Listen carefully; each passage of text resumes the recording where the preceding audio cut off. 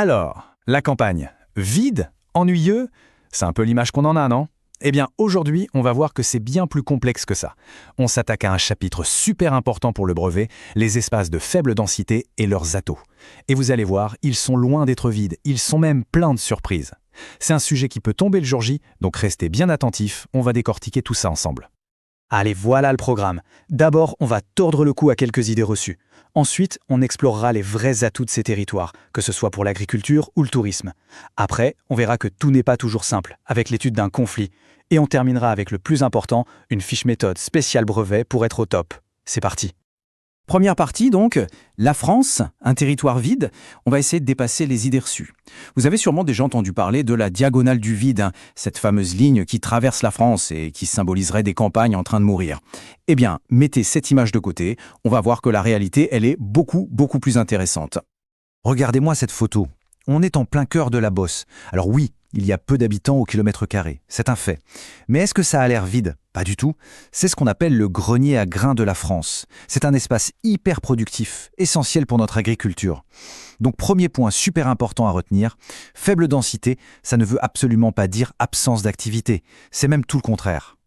Et ça nous amène directement à la question clé, la problématique qu'il faut avoir en tête pour le brevet. Est-ce que la France rurale est abandonnée? Autrement dit, est-ce que ces espaces sont juste en déclin ou est-ce qu'au contraire, ils connaissent un vrai renouveau, avec de nouvelles activités, de nouveaux habitants? C'est tout le mystère qu'on va éclaircir aujourd'hui. Alors justement, si ce n'est pas abandonné, qu'est-ce qui fait tourner ces territoires? On va se pencher sur leurs deux grands moteurs économiques, d'un côté l'agriculture et de l'autre le tourisme. Commençons par le tourisme. C'est un atout énorme. Regardez ces deux images. À gauche, une station de ski en hiver, les Arcs. C'est le tourisme de masse, des milliers de personnes. Et à droite, le même endroit, ou presque, en été. Est-ce que c'est mort? Pas du tout. Les remontées mécaniques sont toujours là, mais cette fois, ce sont les vaches qui en profitent. On passe au tourisme vert, randonnée, découverte de la nature. C'est la preuve que ces territoires savent s'adapter et sont attractifs toute l'année. Et ce qui est fou, c'est que non seulement ces espaces ne se vident pas, mais leur population augmente de nouveau. Regardez ce chiffre. 19,6%. C'est presque un Français sur 5 qui vit aujourd'hui dans une commune rurale. Et ça, c'est en grande partie grâce à l'arrivée de ce qu'on appelle les néo-ruraux. C'est un mot de vocabulaire super important pour le brevet, notez-le bien. Ce sont des gens qui quittent la ville pour venir s'installer à la campagne à la recherche d'une meilleure qualité de vie. Bon, après le tourisme, le deuxième pilier, l'agriculture. On a déjà vu l'image de la Beauce tout à l'heure. Là, on parle d'agriculture productiviste. Ça veut dire quoi? Ça veut dire une agriculture qui cherche à produire le plus possible, avec des rendements très élevés. Et pour ça, on utilise des machines, beaucoup de machines. C'est pour ça qu'il faut de très grands espaces, mais finalement, peu de gens pour y travailler.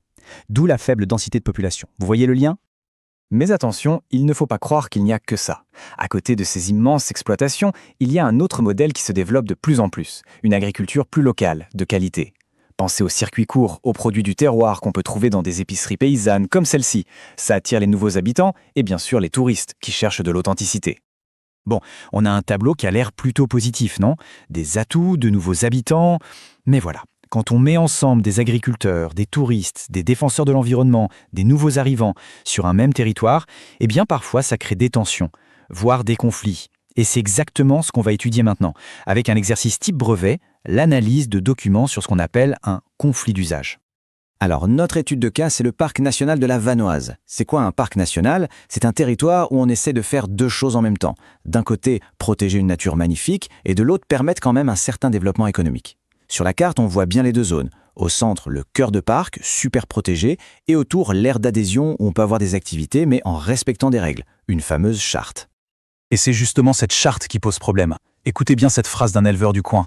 Leur charte, on n'en veut pas. Ils sont chez nous, qui nous laissent bosser. C'est direct, c'est fort, on sent vraiment la colère, ce sentiment que des gens qui ne sont pas d'ici viennent leur imposer des règles et les empêcher de travailler. La tension est palpable. Et cette colère, elle ne s'exprime pas seulement avec des mots. Regardez cette photo. Non à la charte, tagué en plein sur un barrage. Le conflit, il est là, visible, inscrit dans le paysage.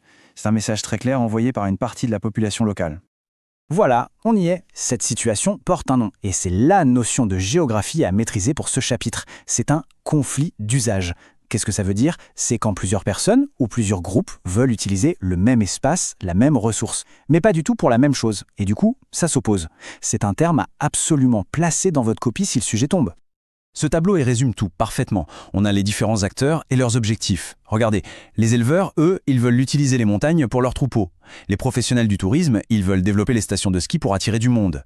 Les défenseurs de l'environnement veulent protéger la nature. Et les néo-ruraux qui sont venus chercher le calme veulent, le calme.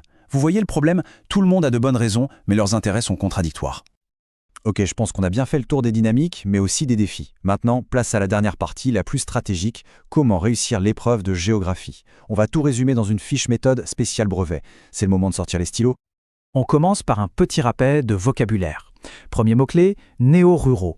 On l'a dit, ce sont les gens des villes qui s'installent à la campagne. Ils sont importants pour la vie de ces territoires, mais on a vu qu'ils n'ont pas forcément les mêmes attentes que ceux qui ont toujours vécu. Deuxième notion, agriculture productiviste. Ça, c'est le mot parfait pour décrire des régions comme la Beauce. On pense rendement maximum, grande surface et beaucoup de technologie. Et voici la fiche récap ultime. Le secret, c'est d'associer un lieu, un exemple précis, avec une notion clé. On dit Beauce, on pense agriculture productiviste. On dit Vanoise, on pense conflit d'usage. On peut aussi penser aux Cévennes pour le tourisme vert et les néo-ruraux. Et côté méthode, c'est la règle d'or en 3 étapes pour l'étude de doc. 1. Je présente. 2. Je décris. 3. J'explique. Si vous faites ça, vous avez tout bon. Cette carte mentale, elle résume tout ça visuellement. En gros, retenez que ces espaces de faible densité ont 3 visages. C'est d'abord des espaces productifs, qui nous nourrissent et nous divertissent. C'est aussi des espaces naturels qu'il faut préserver. Et enfin, c'est des espaces où de plus en plus de gens ont envie de vivre. Ces 3 visages, ce sont à la fois leurs plus grands atouts et la source de leurs conflits. Pour que ce soit bien clair, ces conflits, ça donne quoi concrètement? Ça donne le néo-rural qui se plaint du bruit du tracteur à 6 heures du matin, alors que l'agriculteur, lui, travaille. Ça donne aussi l'association de protection de la nature qui s'oppose au maire qui veut construire un nouveau complexe touristique. En fait, c'est le choc entre 2 visions. La campagne vue comme un décor de carte postale, un lieu de calme, et la campagne comme un vrai lieu de vie et de travail. Finalement, tout ça nous amène à une grande question. Une question qui va bien au-delà du cours de géo. Protéger ou développer? Faut-il choisir? Comment est-ce qu'on peut faire cohabiter tout le monde et aménager nos territoires pour l'avenir? Il n'y a pas de réponse simple, évidemment. Mais le fait de comprendre ces enjeux, comme on vient de le faire, c'est déjà un premier pas essentiel en tant que citoyen. Voilà, j'espère que tout est plus clair pour vous maintenant. Bon courage pour les révisions et à vous de jouer pour le brevet.